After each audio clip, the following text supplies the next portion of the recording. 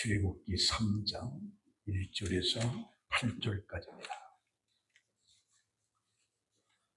모세가 그의 장인 미디안 제사장 이드로의 양떼를 치더니 그 떼를 광야 서쪽으로 인도하여 하나님의 산 호렙에 이르매 여호와의 사자가 떨기나무 가운데로부터 나오는 불꽃 안에서 그에게 나타나시니라. 그가 보니 떨기나무에 불이 붙었으나 그 떨기나무가 사라지지 아니하는지라. 이에 모세가 이르되 내가 돌이켜 가서 이 큰 광경을 보리라. 떨기나무가 어찌하여 타지 아니하는고 하니 그때에 여호와께서 그가 보려고 돌이켜 오는 것을 보신지라. 하나님이 떨기나무 가운데서 그를 불러 이르시되 모세야 모세야 하시매 그가 이르되 내가 여기 있나이다. 하나님이 이르시되 이리로 가까이 오지 말라. 내가 선 곳은 거룩한 땅이라. 내 발에서 신을 벗으라. 또 이르시되 나는 내 조상의 하나님이니 아브라함의 하나님, 이삭의 하나님, 야곱의 하나님이라. 모세가 하나님 배우기를 두려워하여 얼굴을 가리매 여호와께서 이르시되 내가 애굽에 있는 내 백성의 고통을 분명히 보고 그들이 그들의 감독자로 말미암아 부르짖음을 듣고 그 근심을 알고 내가 내려가서 그들을 애굽인의 손에서 건져내고 그들을 그 땅에서 인도하여 아름답고 광대한 땅, 젖과 꿀이 흐르는 땅 곧 가나안 족속, 헷 족속, 아모리 족속, 브리스 족속, 시 족속, 여부수 족속의 지방에 데려가려 하노라. 아멘. 봉독한 말씀으로 모세를 부르시는 하나님이라 라고 하는 내용으로 함께 은혜를 받습니다. 지난주에 갈대아 우르에 살던 아브라함을 하나님이 부르시고 네 자손이 하늘의 별과 같이 바다의 모래와 같이 많게 해주리라 라고 하는 그 약속을 받고 갈대아 우르를 떠나서 가나안 땅에 도착했고 또 백세에 얻은 아들 이삭을 모리아산에 번제로 드리라 라고 하는 그 말씀에 순종할 때 하나님께서는 아브라함을 부르면서 이제야 네가 나를 사랑하는 줄을 알겠다. 그러고 아브라함에게 축복해 준 그 축복이 모세 때에 어떻게 이루어지고 있는가를 우리가 보게 됩니다. 이제 아브라함에게 창세기 12장 1절에 복의 근원이 되리라. 그리고 15장에 가서 나는 이 땅을 내게 주어 소유를 삼게 하려고 너를 갈대아인의 우르에서 이끌어낸 여호와니라. 약속하신 그 하나님. 그 아브라함 노년에 이삭을 주시고 이삭은 에서와 야곱을 낳고 야곱은 12아들을 낳습니다. 그 12아들 중에 11째 요셉은 애국 국무총리로 가나안 땅에 흉년이 들었을 때에 70명의 야곱의 식구들을 데리고 애굽으로 이전을 하게 됩니다. 그리고 고센 땅에 머무르면서 요셉으로 하여금 양식을 풍족하게 준비함으로 이스라엘 자손이 생육하고 번성하는데 어려움이 없도록 철저하게 준비를 하게 됩니다. 이스라엘 사람들은 가나안 땅에서 다투지 않고 넓은 애굽에서 번성하게 되고 또한 애굽 사람들은 목축업을 천하게 여겨서 이스라엘 사람들과 함께 거주할 수가 없습니다. 그래서 부정하게 여기는 애굽 사람들과 이스라엘 사람들과는 자연스럽게 분리하면서 애굽의 문화를 받지 않고 동화되지 않고 그들의 순수한 혈통을 지켜나가면서 애굽 땅에 머무를 수가 있었습니다. 이런 상황 속에 국가를 형성할 수 있는 인구로 엄청나게 성장을 하게 됩니다. 실질적으로 애굽의 비석에는 7년 흉년이라고 하는 문구가 나오고 요셉의 이름이 나오고 요셉의 아버지 야곱의 이름도 나오게 됩니다.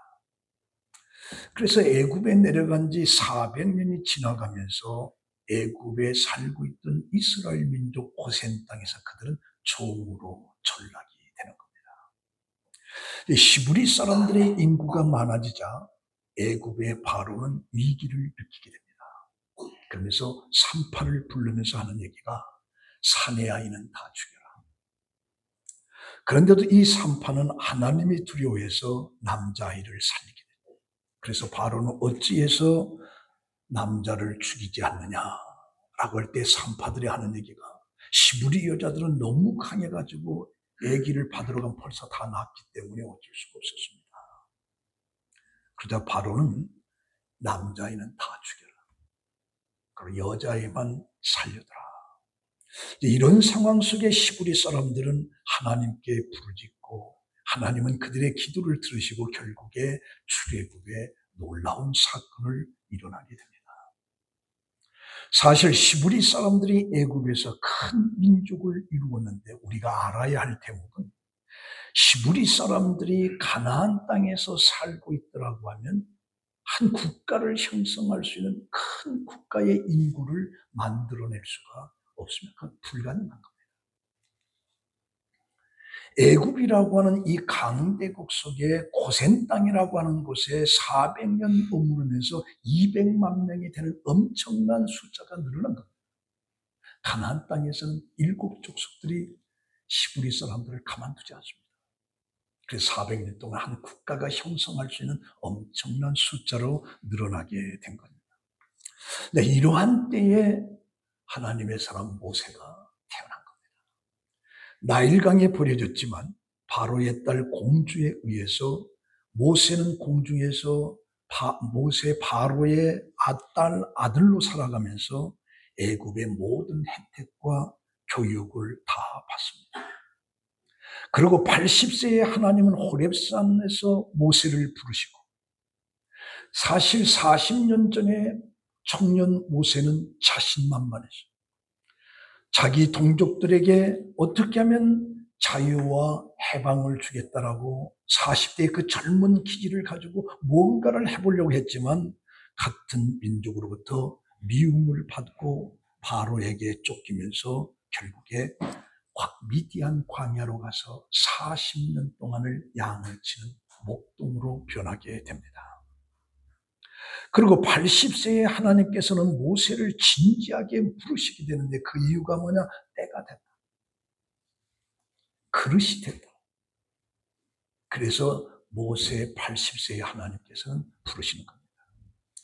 그 무디 목사는 모세의 일생을 3단계로 나눠서 이야기를 했는데 애굽의 궁중에서의 왕자 모세의 존재를 가리키면서 굉장한 존재로 자신을 착각한 시절이었다. 다음으로는 미디안 사막의 목자로서의 모세는 아무것도 아닌 존재로 자신을 새롭게 발견하던 시절이었다.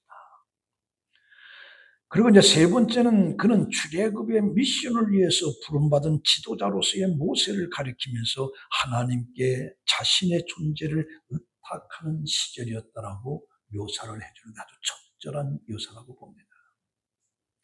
하나님께서도 우리들을 부르실 때 중요한 것은 어떤 굉장한 응답이 아니라 진지한 응답이에요.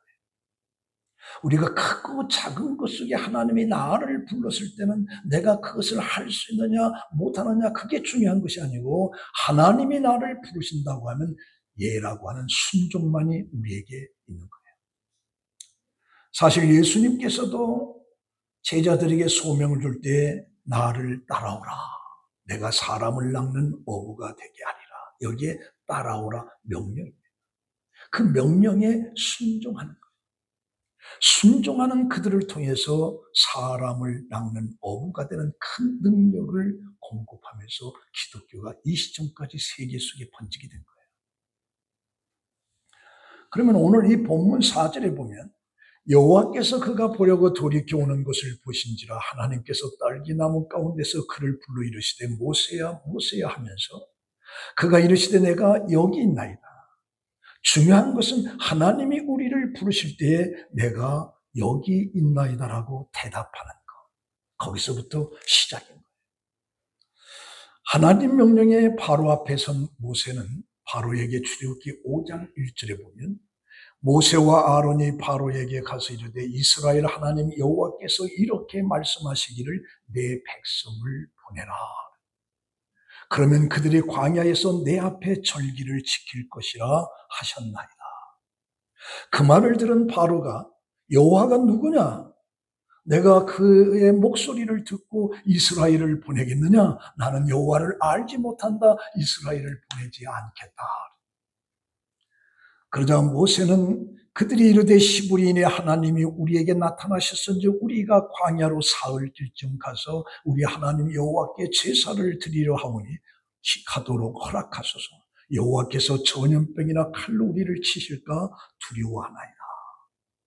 그 말을 들은 바로는 애굽 왕이 그들에게 이르되 모세야 아론아 너희가 어찌하여 백성의 노역을 쉬게 하려느냐? 가서 너희의 노력 일이나 해라. 결국 하나님께서는 모세를 통해서 강권적인 역사 10가지 재앙을 통해서 바로는 항복하고 시브리 사람들은 애굽을 떠나 출애굽을 하게 되는 겁니다. 200만 명의 애굽을 등에 지고 가나안을 향해서 가는 것. 이 무리들이 바로 시브리 사람 아브라함의 자손입니다. 창세기 12장 1절에 하나님께서 아브라함을 부를 때 너는 너의 고향과 친척 아비집을 떠나 내가 내게 보여줄 땅으로 가라. 내가 너로 큰 민족을 이루고 내게 복을 주어 내 이름을 창대케 하리라. 라고 하는 그 말씀이 400년이 지나서 응답이 되는 200만 명의 한 국가를 형성할 수 있는 놀라운 부름을 주게 됩니다. 자, 그러면 오늘 이 말씀을 통해서 우리는 3가지로 한번 생각해 보고 싶은데, 첫 번째는 시브리 사람들은 선택된 백성이다. 아브라함에 의해서 그의 자손들은 선택이 되었습니다. 그들이 잘나서 선택된 것이 아니고 하나님의 약속에 의해서 하나님의 백성이 된 겁니다. 성경에 하나님은 이스라엘을 내 백성이라고 말씀하고 있습니다. 이스라엘은 하나님의 백성이고 하나님은 이스라엘을 보고 계시고 들으시고 아시고 인도하시는 하나님이십니다. 이스라엘 사람들은 지금도 하나님은 우리 하나님이라고 하는 사상을 지금도 가지고 있습니다. 출애굽기 3장 10절에 이제 내가 너를 바로에게 보내어 너에게 내 백성 이스라엘 자손을 애굽에서 인도하여 내게 하리라. 하나님도 시브리 사람들 내 백성이라고 말하고 있습니다. 이사야 40장 1절에 너희 하나님이 이르시되 너희는 이루하라 내 백성을 이루하라. 민수기 3장 11절에 보라 내가 이스라엘 자손 중에서 내 인을 택하여 이스라엘 자손 중에 태를 열어 태어난 모든 자를 대신하게 하였은즉 내 인은 내 것이라. 이사야 43장 1절에 야곱아 너를 창조하신 여호와께서 지금 말씀하시니라. 이스라엘은 너를 지으신 이가 말씀하시니라. 너는 두려워하지 말라. 내가 너를 구속하였고 내가 나를 지명하여 불렀으니 너는 내 것이라. 내 것이라. 그래서 사실 이스라엘을 중심으로 세계를 쳐다보면 이스라엘은 존재하고 있지만 애굽, 바벨론, 헬라, 로마는 전부 다 역사 속에 다 사라졌지만 이스라엘은 지금도 세계 중심에 있습니다. 그래서 이스라엘은 하나님의 선택된 백성. 그래서 출애굽기 3장 6절에 나는 내 조상 아브라함의 하나님, 이삭의 하나님, 야곱의 하나님. 아브라함과 이삭과 야곱은 하나님의 언약을 맺은 3대 족장인데 하나님께서 항상 이들을 통해서 언약을 근거해서 당신의 계시를 제시하고 백성들을 보호한 것입니다. 그런데 이것이 신약에 와서 예수님께서는 마태복음 11장 28절에 수고하고 무거운 짐진 자들아 다 내게로 오라 내가 너희를 쉬게 하리라. 주께로 오는 자들이 하나님의 백성이라고 하는 개념으로 신약 속에서는 바꿔진 겁니다. 로마서 3장 29절에 하나님은 다만 유대인의 하나님이시냐 또한 이방인의 하나님이 아니냐 진실로 이방인의 하나님도 되시니라. 로마서 4장 16절에 상속자가 되는 것은 은혜에 속하기 위해서 믿음으로 되나니 아브라함의 믿음에 속한 자에게도 그러하니 아브라함은 우리 모든 사람의 조상이라. 그래서 예수 그리스도를 통해서 우리는 선택된 하나님의 백성이고 아브라함의 믿음의 조상인 것처럼 오늘 우리도 그 믿음을 통해서 아브라함의 자손이 된다는 것. 로마서 10장 13절에 누구든지 주의 이름을 부르는 자는 구원을 얻으리라. 로마서 5장 8절에 우리가 아직 죄인 되었을 때 그리스도께서 우리를 위하여 죽으심으로 하나님께서 우리에 대한 자기의 사랑을 확증하셨다. 에베소 1장 5절에 그 기쁘신 뜻대로 우리를 예정하사 예수 그리스도로 말미암아 자기의 아들들이 되게 하셨다. 예수 그리스도를 통해서 자기에게 오는 모든 사람들을 아들들이 되게 하셨다. 그렇게 요한복음 3장 16절에 하나님이 세상을 이처럼 사랑하시고 누구든지 예수를 믿는 자는 멸망하지 않고 구원을 얻으리라. 하나님은 세상을 예수 그리스도를 통해서 구약 속의 히브리서들만이 하나님의 선택된 백성이 신약 속의 예수 그리스도를 통해서 그에게 오는 자들 전부 다 하나님의 백성으로 선택되었다는 거죠. 1978년도에 로마 교황 요한 바오로 1세가 서거를 했습니다. 취임한 지 겨우 33일 만에 죽은 거예요. 온 세계에 큰 충격을 안겨주었는데 장례 절차를 준비하는 과정에서 교황이 이 짧은 임기 동안에 임종 직전에 남긴 일기의 한 토막이 엄청난 센세이션을 켰습니다. 거기에 부자들이여 가난한 자들을 기억해 주십시오. 직장인들이여 무직자들을 기억하십시오. 건강한 자들이여 병든 자들을 기억하십시오. 남을 위해서 슬퍼하는 사람은 복이 있습니다라고 하는 간단한 이 기록, 이 일기문이 세계에 공개됐을 때 가장 먼저 충격을 받았던 것은 노벨 평화상 위원회였습니다. 저들은 곧 반응을 나타내서 깊이 심사숙고한 끝에 인도의 빈민굴에 한평생을 바친 테레사 그 수녀에게 평화상을 수여하게 됩니다. 본래는 중동 문제를 해결하기 위해서 수고한 카터 대통령에게 노벨 평화상을 주기로 했다. 그런데 생각을 돌려서 테레사 수녀에게 평화상을 수여한 사건이 실질적인 겁니다.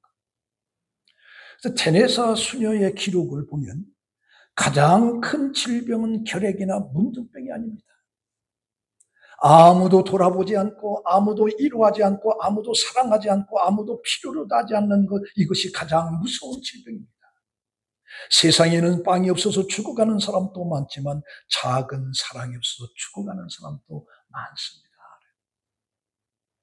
그래서 가난한 자나 병든 자나 힘 있는 자나 없는 자나 할 것 없이 하나님의 형상을 입은 자들인데 예수 그리스도를 통해서 그에게 오는 자마다 하나님의 자녀라고 하는, 하나님의 택한 백성이라고 하는 엄청난 축복을 우리에게 주신 겁니다. 그래서 오늘 우리들도 예수 그리스도의 부름 속에 하나님의 택한 백성인 걸로 믿으시기 바랍니다. 택한 백성이 때 하나님이 함께 하십니다. 두 번째는 광야에서 연단을 받은 히브리 사람들입니다. 이스라엘 사람들은 400년간 고센 땅 애굽에서 종으로 전락된 종의 삶을 살았습니다. 그러다 보니까 종의 근성이 400년 동안 묻어있는, 가는 곳마다 하는 것마다 그들의 삶 속엔 종이라고 하는 것들이 항상 드러납니다. 이런 사람들을 성숙한 하나님의 백성으로 만들기 위해서는 많은 시련이 필요해요. 그래서 하나님께서는 출애굽한 그들 향해서 물이 없어서 가람을 느끼게 하고 고기가 먹고 싶어서 불평을 하는, 그러면서 하나님께서는 그들에게 메추라기를 주어서 고기를 먹고 싶어하는 그들에게 만족을 주는 거죠. 낮에는 구름 기둥과 밤에는 불 기둥으로 하나님께서 인도해 주신다는 것을 알게 됩니다. 그런 상황 속에서 히브리 사람들은 하나님만을 의지하게 하는 연단, 다듬어가는 거죠. 성숙함으로 이끌어가는 거죠. 그런데 히브리 사람들은 조금만 어려움을 당해도 애굽을 생각해요. 종으로 400년 동안 살았던 그 애굽을 생각하고 애굽으로 돌아가죠. 그럼 애굽은 오늘의 세상을 의미하는 건데 옛날로 돌아가죠. 내가 예수 믿는데 어려움이 옵니다. 예수 믿는 데게 고통이 옵니다. 예수 안 믿을 때가 더 좋았다. 우리 하면서 옛날로 돌아가자. 다시 말하면 종으로 돌아가는, 종으로요. 그래서 불편이 있으면 원망하는, 불평하는 이런 자들을 하나님께서 약속하신 젖과 꿀이 흐르는 땅으로 그들을 데리고 갈 수는 없다는 거예요. 그래서 하나님께서 그들을 광야에서 다 제거하겠다. 그래서 12명의 정탐꾼을 통해서 적과 꿀이 흐르는 그 땅을 갖다가 정탐하고 돌아와서 하는 얘기가, 그 땅은 과연 적과 꿀이 흐르는 땅이지만 거기에는 안악 자손이 있어. 우리 가면 다 죽는다. 우리 새끼들 다 죽는다. 하나님의 능력을 부정적으로 보고한 그들을 통해서 하나님은 분노하고 그들을 광야에서 전부 다 죽이십니다. 지금까지 홍해를 건너고 애굽 사람들에게 있어서 10가지 재앙을 통해서 기적을 일으키고 그러고 나와서 광야로 들어왔던 그들은 그 하나님의 능력을 다 잊어버리고 어려운 일만 있으면 종으로 살았던 그 시대가 더 좋아서 자꾸 애굽으로 가자고 하는 그들을 갖다가 하나님께서 멸하십니다. 왜? 이런 종의 개념, 종의 어떤 근성을 가지고 살아가는 그들을 가지고 적과 꿀이 흐르는 새로운 그 세계에 그들은 적합하지 않다는 거예요. 적합하지 않다. 그 땅을 거룩하게 만들 수가 없다. 이런 사람들은 가나안 땅에 살 자격이 없다. 그래서 하나님께서는 그들을 광야에서 다 죽이면서 새로 태어난 그들을 향해서 연단시키면서 하나님의 백성, 거룩한 백성으로 만들어갑니다. 이것처럼 신약 속에 오늘 우리 그리스도인들도 연단을 통해서 하나님의 백성으로 만들어가는 겁니다. 로마서 5장 2절에 보면 또한 그로 말미암아 우리가 믿음으로 서 있는 이 은혜에 들어감을 얻었으며 하나님의 영광을 바라고 즐거워하니라. 다만 이뿐이 아니라 우리가 환난 중에도 즐거워하며 이는 환난을 인내를, 인내는 연단을, 연단은 소망을 이루는 줄 알미라. 환난이라고 하는 걸 통해서 우리로 인내를 하게 되고 연단을 하게 되고 그 연단 속에서 소망을 이루게끔 우리에게 환난이 있다. 몇 년 전에 그 스탠리 존이라고 하는 사람이 특별한 목사님인데 어려운 상황에 놓여 있었습니다.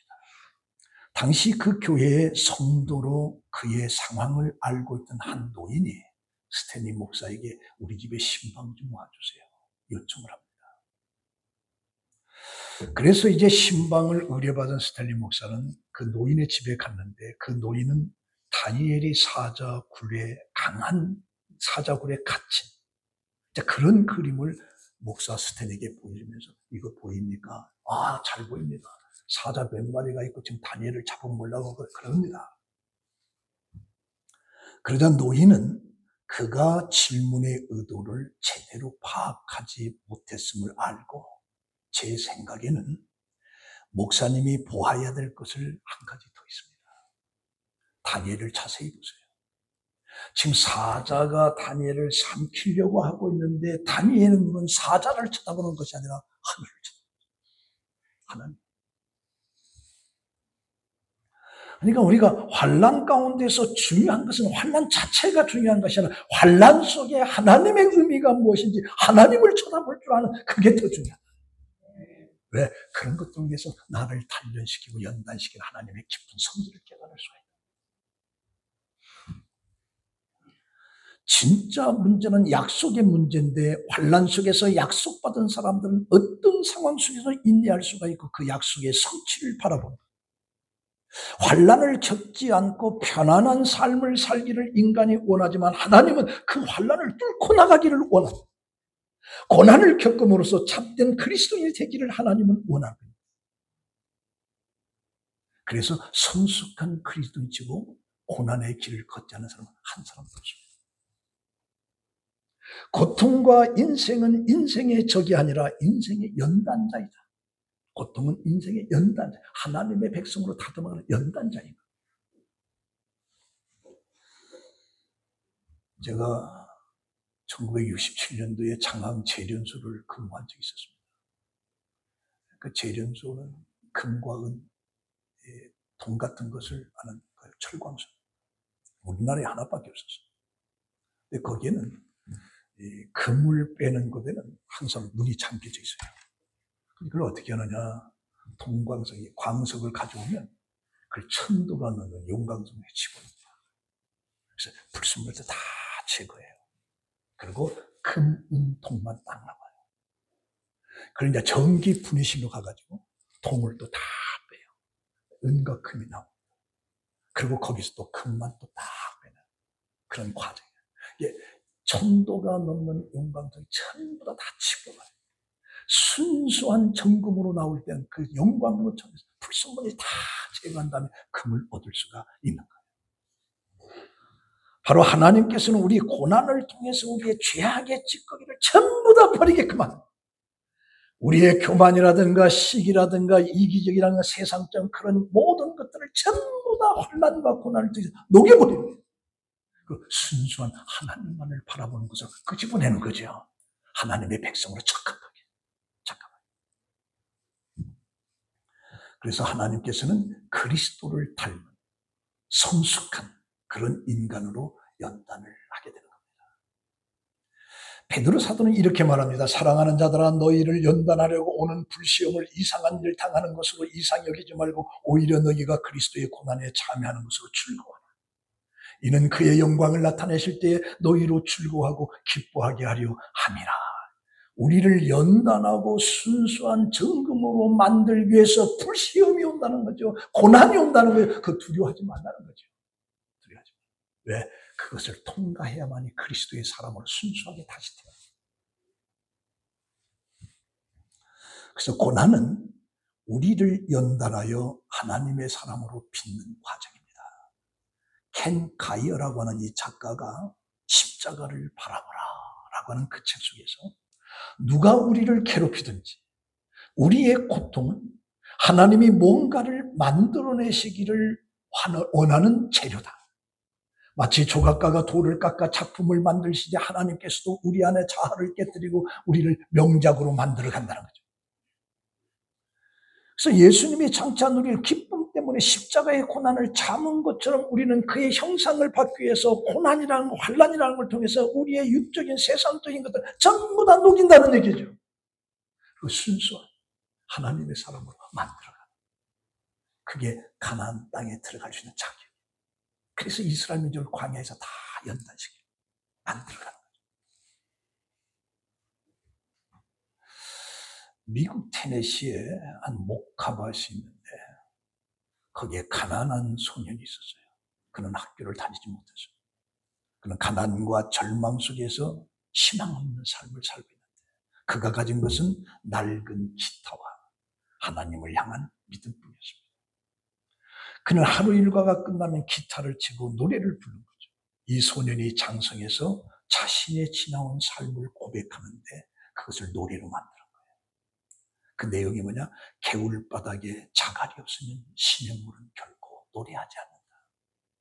자갈밭이 없으면 시냇물은 노래하지 않는다. 자갈밭을 물이 흐를 때 그래서 소리가 난다. 이 노래는 당시 최고의 히트를 기록했고 그리고 그는 가수의 최고령인 그래미상을 받았다. 이 사람이 바로 미국 컨트리 가수 칼 퍼킨스입니다. 그는 역경과 고난의 삶을 재료로 멋진 환희의 노래를 만드는 거죠. 그래서 우리 인간이 아름다워지는 것은 고난을 통해서 아름다워요. 순수함은 환난을 통해서 만들어지는 거예요. 저절로 만들어지지 않습니다. 저절로. 그 다음에 세 번째입니다.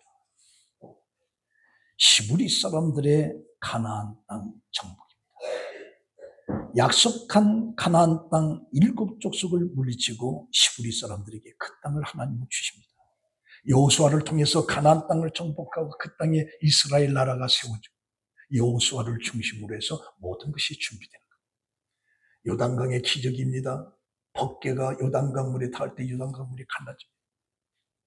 여리고성을 7바퀴 돌고 고함을 치되 무너집니다. 그래서 가나안 땅을 전부 다 점령을 하게 됩니다. 그런데 이 가나안 땅이 애굽에서 출애굽한 1세대 가지고는 가나안 땅을 절대로 들어갈 수 없습니다. 그들은 어려움만 당하면 불평, 불만과 애굽으로 돌아가잖아요. 이들을 가지고는 가나안 땅에 절대로 들어갈 수가 없었습니다. 연단 40년의 연단을 통해서 성숙한 이스라엘 사람들, 하나님이 주시고 하나님이 이끌어 주신다라고 하는 믿음을 가지고 있었기 때문에 요단강이 갈라지고 여리고성에 고함을 치고 아이성을 침낭하고 그래서 가나안 땅을 점령하게 된 거예요. 출애굽 1세대 가지고는 불가능합니다.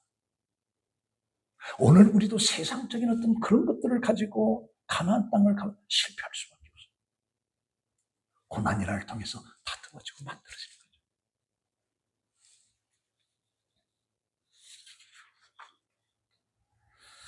그럼 히브리 사람들에게 있어서 이 가나안이라고 하는 것은 오늘 우리 그리스도인들에게 영원한 천국을 의미합니다.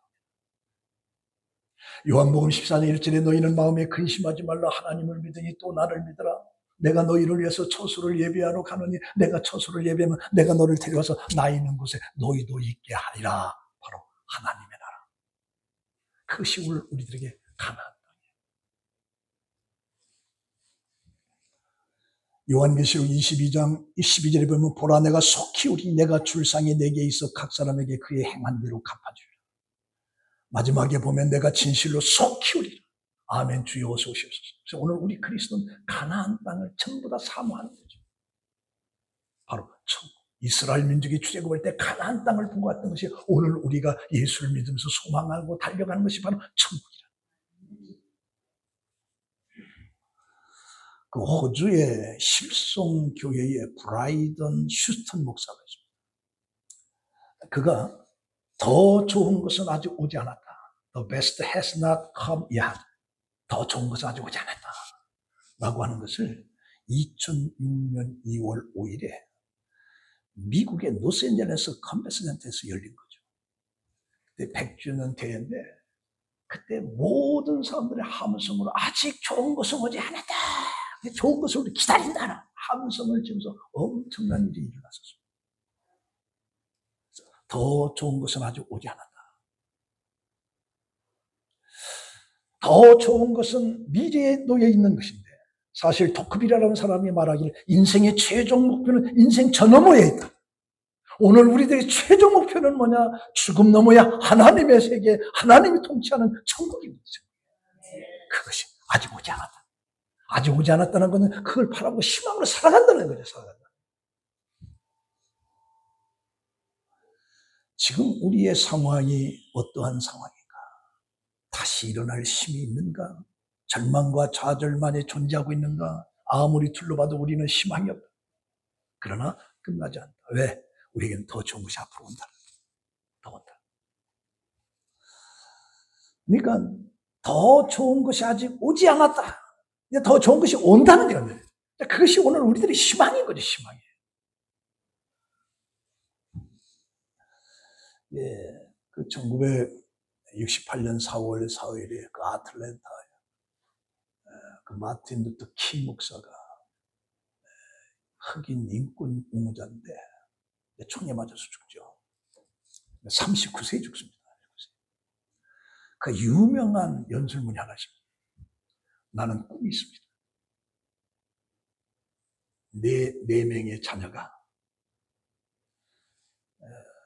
이 나라에서 살면서 피부색으로 평가받지 않고 정중한 인격으로 평가받을 날이 올 것이라고 하는 나는 꿈을 가지고 있습니다. 유명한 말이죠. 나는 꿈을 가지고 있다. 내 자녀들이 피부 색깔로 받는 게 아니라 인격으로 존중받는 날이 올 것이다. 이게 마틴 루터 킹 목사인데 오늘 우리들에게 있어서도 중요한 것이 뭐냐? 우리는 꿈이 있습니다. 무슨 꿈이에요? 천국이에요. 하나님의 통치, 공의가, 진실이, 사랑이 넘치는 그런 통치의 세계, 그 세계를 우리는 꿈을 가지고 있습니다. 그래서 우리 지금 살아갑니다. 자, 오늘 이 말씀의 결론입니다. 우리는 하나님의 백성, 예수 그리스도의 십자가를 통해서 선택된 우리는 하나님의 백성입니다. 그럼 하나님의 백성으로 백성답게 살기 위해서는 다듬어져야 되는데 뭘? 고난과 환난으로. 고난과 환난으로 다듬어지면서 하나님의 백성으로서의 존재할 때 우리는 꿈, 영원한 천국, 하나님이 통치하는 그 세계. 그 세계를 우리가 누릴 수가 있다. 그렇지 않고는 출애굽 1세대 가지고는 가나안 땅에 못 들어가듯이 예수 믿기 전에 옛날에 제약된 이 모습을 가지고 천국에 절대로 들어가지 못한다. 그래서 천국은 하나님이 우리에게 주신 축복, 하나님이 통치하는 공의가 있는, 불의가 없고 공의가 있는, 진실이 있는 그런 하나님의 세계, 그 세계를 꿈을 가지고 소망을 가지고 사는 여러분들의 삶이 되기를 예수의 이름으로 축원합니다. 기도하겠습니다. 하나님 감사합니다. 이스라엘 민족은 아브라함 때부터 꿈을 가지고 있었고 그 꿈을 가지고 그들은 가나안 땅에 들어갑니다. 그러나 출애굽 1세대는 가나안 땅에 들어가지 못합니다. 오늘 우리들도 예수 그리스도를 통해서 선택된 자로서의 꿈을 가지고 있습니다. 그 꿈을 이루는 데 있어서는 환난과 고난을 통해서 옛사람이 다 불순물들이 제거되고 하나님의 사람으로 내가 거룩하니 너희들도 거룩하라고 하는 그런 성숙된 그런 인격자가 하늘나라의 통치에 들어갈 수 있다는 것을 알고 우린 세상을 그렇게 살아가는, 내가 거룩하니 너희들도 거룩하라고 거룩한 삶을 사는 구별된 하나님의 백성으로 살아가는 우리 성복음 성도들이 되게 하여 주시옵소서. 예수님의 이름으로 기도합니다. 아멘.